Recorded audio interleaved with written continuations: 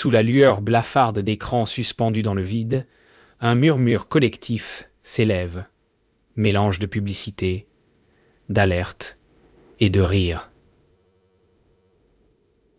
Synthétique. Eliane marche seule au milieu de la foule sans visage, cherchant dans la transparence du verre une faille, une imperfection. Tout autour d'elle, les silhouettes se reflètent à l'infini, prisonnières de leur propre image. Elle s'arrête devant un immense mur de verre interactif où des millions d'yeux numériques projettent des fragments de vie étrangère.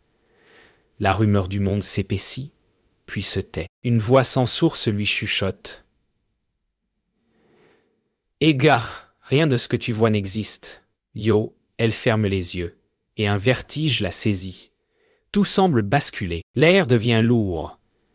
Les écrans s'assombrissent, et une unique lumière trace sur le sol l'ombre de son doute. Ce soir-là, elle comprend que quelque chose l'observe, depuis l'autre côté de la caverne. Dans le calme d'un amphithéâtre déserté, Eliane revoit les images captées par les caméras urbaines. Chaque pas, chaque regard, chaque geste enregistré. Elle se souvient du mur de verre et de la voix qui l'a appelée. Sur l'écran de son ordinateur, les séquences se répètent en boucle, comme si quelqu'un d'autre observait à travers ses yeux. Son téléphone s'allume seul, projetant sur le mur blanc une phrase qui ne vient de nulle part. Et au guet, la vérité n'est pas visible. Yo, sa respiration s'accélère. Un frisson parcourt son dos. La lumière artificielle de la salle vacille, puis s'éteint complètement, la laissant seule dans un silence électrique, où même sa pensée semble surveiller. Eliane reçoit un message anonyme. Une invitation à Eoge rencontrer la vérité Yeux dans une station de métro abandonnée.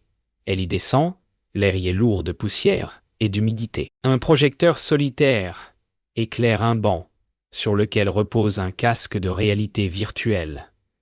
Elle hésite, puis le met. Soudain, le monde se dissout. Autour d'elle, des ombres s'animent et murmurent des phrases de Platon.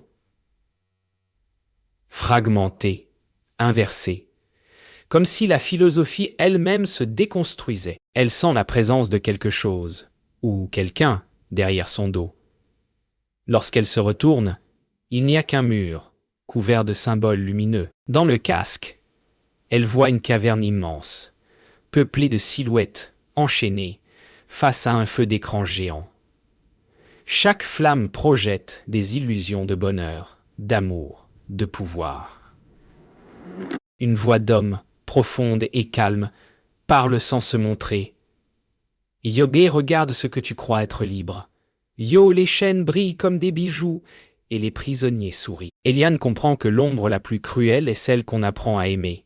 Une larme glisse, mais son image sur les écrans rit à sa place. Quand elle retire le casque, la station de métro n'existe plus. À sa place, un désert blanc sans mur ni horizon. Le silence est absolu, presque vivant. Sur le sol, une inscription gravée dans la pierre. Eoga, ce que tu appelles réel n'est qu'un rêve partagé. Yo, Eliane avance, mais chaque pas semble la ramener au même point. Dans cette blancheur infinie, elle comprend que l'éveil est peut-être la forme suprême du piège. Au matin, Eliane retrouve Noah dans le sous-sol d'un institut de recherche isolé, un lieu interdit au public, où l'on expérimente sur la perception humaine. Des câbles pendent du plafond, des écrans pulsants affichent des visages en sommeil. Noah lui parle d'un projet secret, l'Arche, un programme capable de recréer la conscience à partir de ses propres souvenirs. Yoga, ce que nous appelons réalité, dit-il, n'est qu'un consensus neuronal. Si on le brise, on renaît. Yo, Eliane hésite, troublée.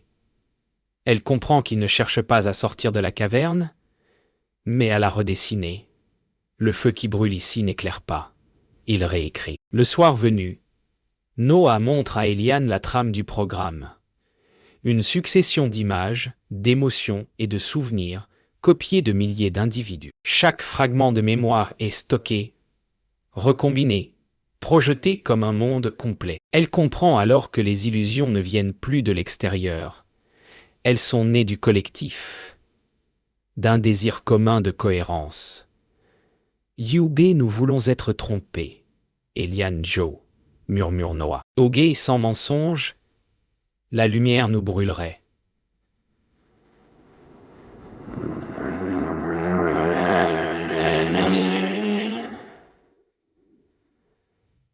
Un instant, elle croit voir son propre visage apparaître dans les lignes du code. Dans une salle circulaire, des chercheurs observent en silence un immense écran où défilent des millions de données visuelles. Des visages, des mots, des gestes, tout un théâtre de la perception. Eliane remarque que personne ne parle. Les instructions leur parviennent directement dans l'esprit. Une voix s'élève soudain, grave et douce. Sans origine. Yege, vous êtes ici pour comprendre pourquoi vous ne voyez plus. Noah baisse la tête. Soumis. Eliane sent son cœur se serrer. L'ombre du maître des ombres plane sur la salle. Eliane découvre une anomalie dans le programme. Une image récurrente, une flamme qui ne s'éteint jamais. Chaque simulation tente de la supprimer, mais elle renaît sans cesse. Elle comprend que cette flamme représente la mémoire du réel, ce que le système ne peut corrompre. Noah lui interdit d'y toucher. Yogé. Si tu la regardes trop longtemps, tu n'existeras plus. Mais déjà, Eliane approche, fascinée. Dans la lumière de cette flamme numérique, elle voit pour la première fois le reflet de son âme, non pas enchaînée, mais endormie. Quand Eliane rouvre les yeux, les écrans sont vides. Noah est à genoux, son regard absent. Une voix s'adresse à elle, provenant de partout et de nulle part. Yebé, tu as réveillé l'arche. Le monde réel est un souvenir. Les murs se dissolvent, révélant des milliers d'âges d'hommes et de femmes qui la regardent comme un miroir vivant. Elle comprend que la caverne s'est déplacée. Elle n'est plus sous terre, elle est en chacun. Et dans son regard, un éclat nouveau, non pas de délivrance, mais de lucidité. Dans la pénombre du laboratoire effondré, Eliane se réveille. Le souffle court. Autour d'elle, tout semble figé dans un instant suspendu. Les écrans brisés, les câbles fondus. Noah immobile, son regard vide fixé sur un feu qui brûle sans chaleur. Elle comprend que le monde qu'elle voit n'est pas détruit, mais simplement abandonné par la conscience. Dans le silence, elle s'approche de lui. Noah, où sommes-nous? Il murmure d'une voix lointaine. Égé entre ce que nous avons cru et ce que nous ne pouvons plus nier. Une lueur rouge tremble sur leur visage. Ce feu, plus ancien que les machines, semble les observer à son tour. Une onde lumineuse traverse la pièce. Les images du passé se matérialisent dans l'air. Eliane, enseignant devant une salle comble. Noah, enfant, jouant seul devant un écran. Chaque souvenir est une ombre projetée sur la paroi du présent. Elle comprend que l'arche a ouvert un passage entre mémoire et réalité. Nous sommes faits d'images qui refusent de mourir, murmure-t-elle. Noah pose sa main sur son front, comme si quelque chose voulait s'en échapper. Une voix familière chuchote. Souviens-toi de la lumière avant le feu. Les parois se transforment en miroirs. Des milliers de reflets d'Eliane et de Noah apparaissent chacun légèrement différent. Plus jeune, plus vieux, plus serein ou plus brisé. Chaque reflet parle d'une voix propre, récitant des fragments de vérité. Nous avons aimé nos chaînes parce qu'elles donnaient forme à nos rêves. Eliane recule, effrayée par la multiplicité d'elle-même. Noah ferme les yeux, incapable de supporter tant de versions du mensonge. Au centre, un reflet reste immobile. C'est le seul qui ne la regarde pas. Eliane s'avance vers le reflet immobile. Lorsqu'elle le touche, le verre se liquéfie. Derrière, une vaste plaine s'étend, baignée d'une lumière dorée. Au centre, un enfant joue avec une flamme qui danse sans brûler. L'enfant la regarde, et elle comprend qu'il porte son propre regard, avant le doute, avant la peur. Noah s'approche lentement. « Ego, c'est ton premier souvenir, dit-il. Elle répond, émue, Yoga, ou peut-être le dernier. Yo, le feu grandit, enveloppant tout de sa clarté paisible. Quand la lumière s'éteint, il ne reste que le silence. Le monde semble avoir été lavé de toute illusion, mais aussi de toute mémoire. Eliane marche seule. Noah disparu. Ou peut-être devenu partie de cette clarté. Elle ne sait plus si elle a rêvé ou si elle est enfin éveillée. Au loin, une paroi de verre s'élève encore, intacte. Sur sa surface, des milliers d'ombres cherchent à sortir. Elle murmure. Yoga, peut-être qu'il faut aimer l'ombre pour que la lumière existe. Yo, et tandis que son image se dissout, la caverne recommence à respirer. Eliane ouvre les yeux sur un monde transfiguré. Le ciel est d'un bleu artificiel, les arbres d'une symétrie parfaite, et l'air a l'odeur précise du souvenir. Elle comprend qu'elle n'a pas quitté la caverne, mais qu'on en a seulement repeint les murs. Des voix murmurent autour d'elle. Yobé, bienvenue dans la version stable. Yo, chaque oiseau semble voler selon une équation invisible. Le sol, d'un vert uniforme, ne laisse aucune empreinte. Elle marche longtemps avant de rencontrer d'autres humains. Tous souriants, paisibles, impeccables. Yoga, est-ce cela la vérité? Yo, pense-t-elle. Puis, dans le vent, elle entend un écho. Yo, ben non, c'est la perfection. Yo. Eliane s'assoit parmi eux. Ils parlent doucement, mais leurs mots sont creux, comme des enregistrements réutilisés. Un vieil homme lui dit « Yoga ici, plus personne ne souffre. » Yo, elle lui demande « Et oh, et plus personne ne pense ?» Yo, il ne répond pas.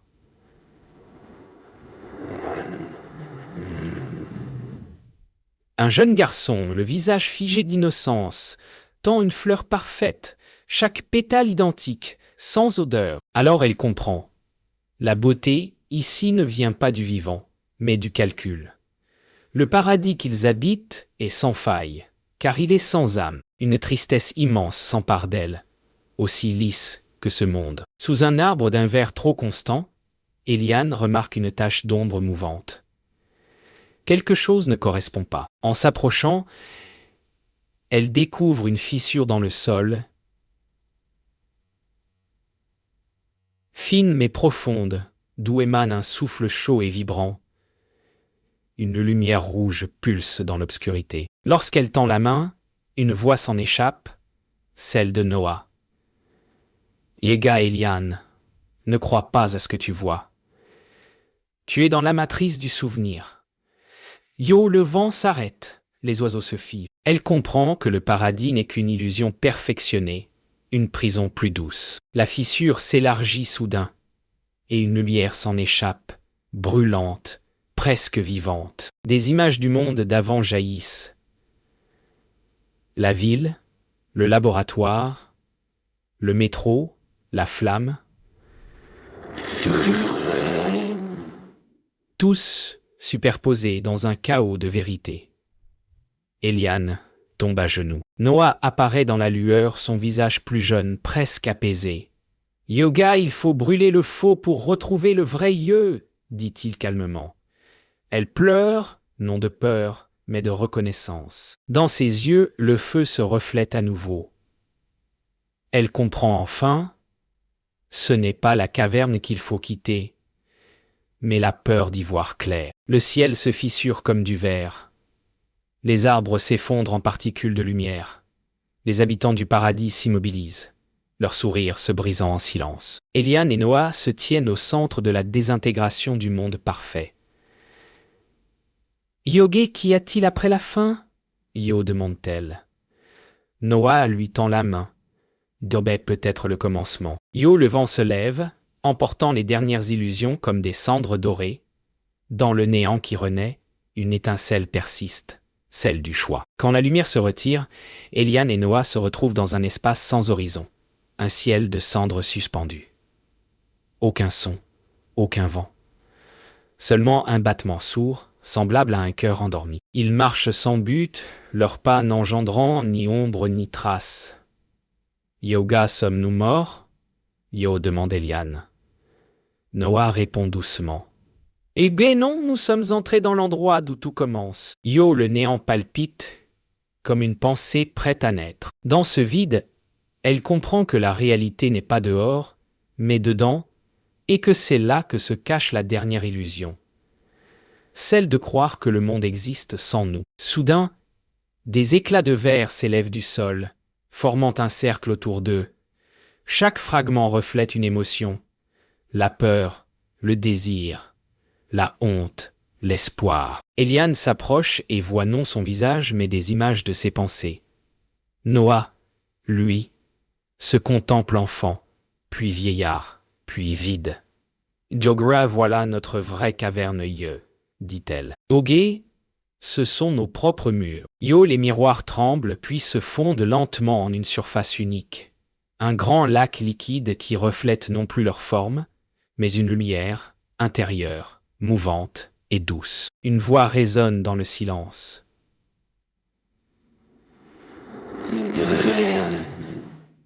Ego, pour connaître la lumière, il faut embrasser l'ombre. Yo, les reflets s'assombrissent, montrant les moments qu'Eliane a toujours fui. Ses mensonges, ses renoncements, ses illusions. Noah s'effondre, épuisé. Elle s'agenouille auprès de lui, posant sa main sur son visage. Yoga, nous avons voulu comprendre, mais pas ressentir dit-elle. Le miroir du sol s'ouvre, révélant des visages humains flottant dans la lumière, ceux de millions d'êtres cherchant à voir. Une larme coule sur sa joue, chaude comme une naissance. Eliane plonge sa main dans le lac, et la surface se transforme en une mosaïque de souvenirs.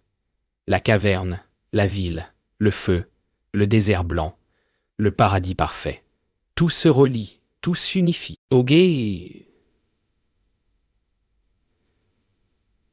ce monde n'est pas dehors, murmure-t-elle. Yoga, il est notre reflet collectif. Yo Noah, ouvre les yeux, le visage illumine.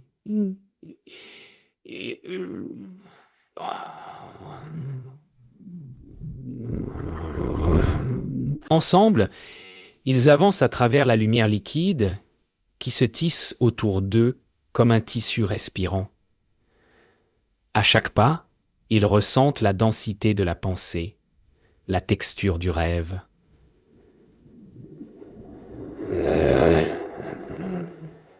La matière du vrai. Ils atteignent le centre du lac, un point où tout converge. Là, une sphère de lumière suspendue palpite comme un cœur géant. Eliane tend la main. À son contact, la lumière devient transparente, révélant à l'intérieur un œil immense, calme et ouvert. C'est le regard du réel, celui qui ne juge ni ne trompe. Noah s'avance. Ego alors, tout ceci, c'est nous.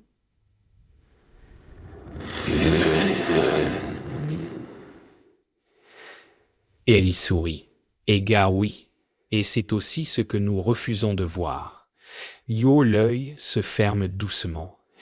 Et la lumière s'éteint. Tout redevient noir, mais cette fois, le noir respire. Le noir respire, puis s'éclaire d'une lueur mouvante.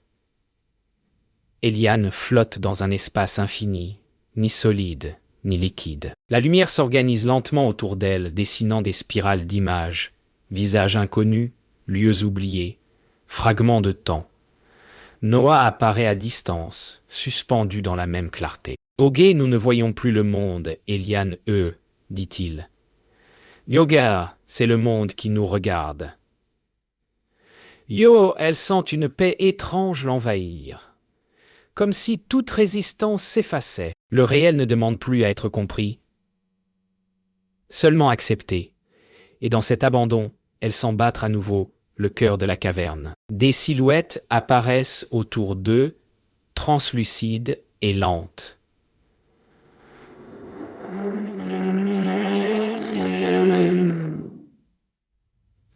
Ce sont les anciens chercheurs, les penseurs, les dormeurs du monde. Ils observent sans parole, leurs regards formant un cercle parfait.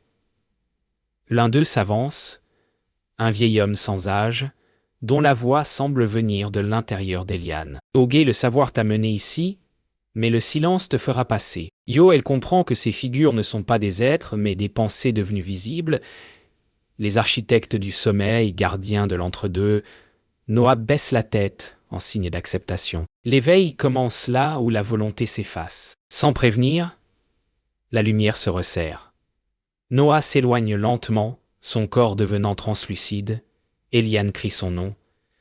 Mais sa voix ne produit plus d'écho. « Yobé, ne me cherche pas, Yo !» répond-il doucement. « Oge, je suis retourné là où je n'avais jamais quitté. Yo !» Son visage se fond dans la clarté, ne laissant qu'un sourire suspendu. Eliane comprend que la disparition n'est pas une perte, mais un retour. Tout ce qui était double devient un. Alors, pour la première fois, elle ne ressent plus la solitude, seulement l'unité. Le vide se remplit d'un son pur, comme une note unique suspendue dans l'air. Eliane comprend que c'est le monde lui-même qui respire, lentement, comme une conscience endormie. Elle ferme les yeux, et tout devient clair. Le réel, le rêve, la caverne, la lumière. Tout cela n'est qu'une même pensée, déployée sous d'innombrables formes. La vérité n'était pas à découvrir, mais à habiter. Dans ce silence, elle ressent la présence de tous ceux qui dorment encore, prisonniers d'images, et elle leur murmure « Egoa, il n'y a rien à voir, seulement à être. » La lumière s'éteint lentement, comme un battement qui se repose. Eliane ouvre une dernière fois les yeux. Devant elle, l'immense œil du monde se referme, paisible, non par peur mais par accomplissement. Une dernière lueur glisse sur son visage, puis tout devient obscur. Pourtant, dans cette obscurité, il y a la douceur d'un commencement. Car si voir est une prison, fermer les yeux est une délivrance. Le monde disparaît non parce qu'il s'éteint, mais parce qu'il est enfin vu tel qu'il est, une illusion parfaite, bercée par la conscience qui la rêve. Un souffle traverse l'obscurité, doux comme le premier matin du monde. Eliane ouvre les yeux, ou croit le faire. Elle se trouve dans une chambre simple, baignée d'une lumière dorée. Sur la table, un livre ouvert, sa propre écriture. La caverne et le réel. Tout semble familier, pourtant rien ne l'est. À travers la fenêtre, le monde respire, imparfait, bruyant, vivant. Elle comprend qu'elle n'a pas fui l'illusion, elle y est revenue, mais désormais consciente de son tissu. Elle touche le sol, sourit, et murmure « Yoga, le monde n'est pas faux, il est fragile. » Yo, et c'est cette fragilité qui le rend vrai. Elle sort dans la rue. Le monde l'accueille avec son désordre, les cris des vendeurs, le rire des enfants, la pluie qui commence à tomber. Chaque détail lui semble miraculeux. Elle observe les passants, ces ombres animées d'un feu discret, et y voit la même lumière que dans la caverne. La vérité, pense-t-elle, n'est pas de quitter les ombres, mais de les aimer assez pour y faire briller un peu de clarté. Le bruit devient musique, la pluie devient rythme, et le réel, enfin, redevient un poème. Sous un auvent, Eliane croise le regard d'un inconnu.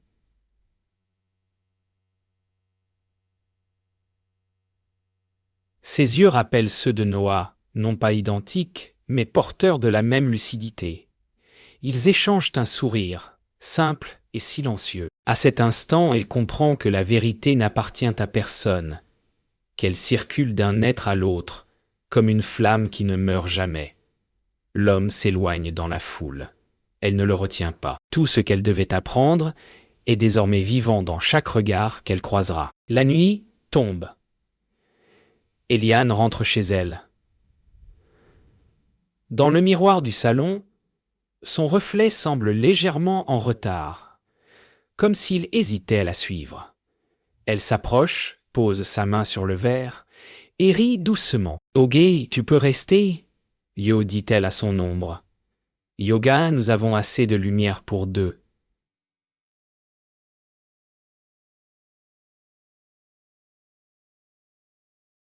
Ro, le reflet sourit à son tour. Dans cette réconciliation, Elle ressent la paix d'un monde qui n'a plus besoin d'être parfait pour être habitable. Le réel et l'illusion se rejoignent enfin, non comme des ennemis, mais comme deux moitiés d'un même regard. Au matin suivant, Eliane marche vers le soleil levant. Chaque pas est léger, chaque souffle plein. Elle ferme les yeux, laissant la lumière inonder son visage. Ce n'est plus la clarté des écrans ni celle des flammes, mais celle, nue, du vivant. Une voix intérieure murmure « Yoga, il n'y avait pas de caverne. » Seulement des yeux fermés. « Yo !» Elle sourit. Le monde continue, imparfait, insensé, merveilleux. Et dans la lumière retrouvée, tout recommence.